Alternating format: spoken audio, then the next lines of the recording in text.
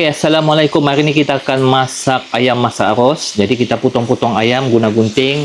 Lepas gunting kita letaklah sedikit kunyit, serbuk kunyit, dan kita letak juga garam. Lepas tu kita masukkan dalam kuali lah. Kita akan masak separuh masak sahaja. Okey.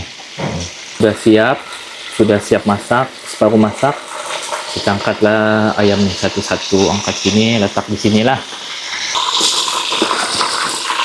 Okey. Okey, kita akan masukkan kayu manis dan 3 sekawan, daun pandan, semua bahan bawang-bawang semualah. Ini serai. Serai kita bagi masuk. Kita bagi masuk cili boh. Cili kisar. Yes. Si Adam tengah main lah, jadi dia tidak dapat tolong hari ni.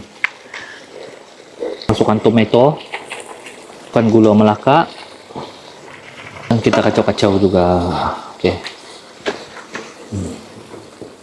Naik sudah bau. Jadi di sinilah kita masak apabila waktu-waktu perayaan, dengan suasana di sini di belakang.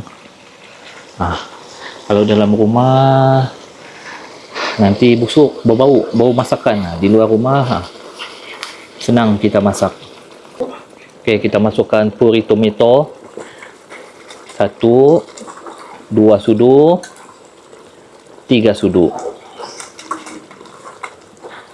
4 sudu. Garam, agak-agak segaram.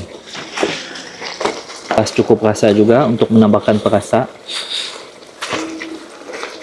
Nah, kita letak kacang pis. Kita akan masukkan ayam yang kita goreng tadi. Okey, sudah kita masukkan.